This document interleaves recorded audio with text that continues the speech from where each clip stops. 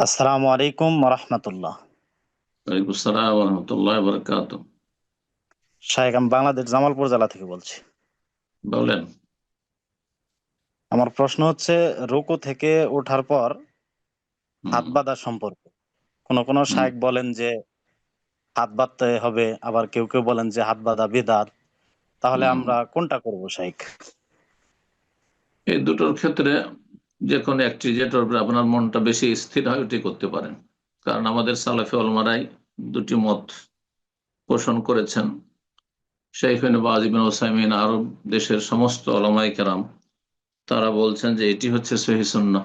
ইমাম আহমদ রাহিমাহুল্লাহ তার আগে, আর হানাবেলাও, আর আল্লামা আলবানী তিনি বলছেন যে এটি ঠিক নয়, বেদাত বলেছেন।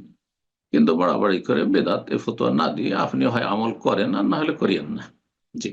যারা সুন্নত মনে করেছে তার জন্য সুন্নাত, আর যারা বেদাত মনে করেছে তার জন্য বেদাত, অন্যের জন্য বেদাত নয়। আশা করি আমার এই কথাটি বুঝতে পারবেন। জি। আপনি যখন বিশ্বাস করছেন যে এটি সুন্নাত, শেখ ইবনে বাজ, ইবনে উসাইমিন, ইমাম আহমদ তারা সুন্নাহ বলেছেন, আমার যখন বিশ্বাস যে সুন্নাত, আমি সুন্নত মনে করে পালন করছি, সুতরাং আমার জন্য বেদাত নয়। আমি আবেগের ভিত্তিতে করছি না এই আমলটি, আমি এটিকে সহি মনে করছি বলেই করছি।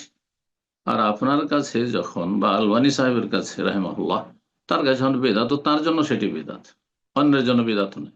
তবে তার তার মাসলায় যে বিশ্বাসী তার জন্য বেদাত সেটি। বারাকাল্লাহ ফিক। আসসালামু আলাইকুম সাইক। কেমন ওয়ালাইকুম আসসালাম ওয়া রাহমাতুল্লাহি ওয়া বারাকাতুহু। জি, কেমন আলহামদুলিল্লাহ। আছেন? বলেন। আমি লস এঞ্জেলস আলহামদুলিল্লাহ। আমেরিকা থেকে বলছি। বলেন।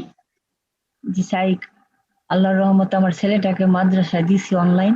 এখান থেকে আল্লাহর কাছে আলহামদুলিল্লাহ। বলছিলাম যে ঘর থেকেই যাতে আমি পাই, কারণ আমার তো অবস্থা আপনি জানেন। আমি আল্লাহ ওই হেদায়েত রাখুন ইনশাআল্লাহ, আমার ইনশাআল্লাহ। ছেলেটার জন্য দোয়া আল্লাহ করবেন। মাদ্রাসা আল্লাহ আর সাকসেস হেফসি করুন। ওটাই দিছি। আর ওর নামটা হয়েছে আজওয়াদ জাহান। কেমন একটু আর দোয়া করবেন আপনি অন্তর থেকে আল্লাহ কবুল আমার করুন, জন্য, আল্লাহ আমার কবুল ছেলের করুন জন্য। ইনশাআল্লাহ।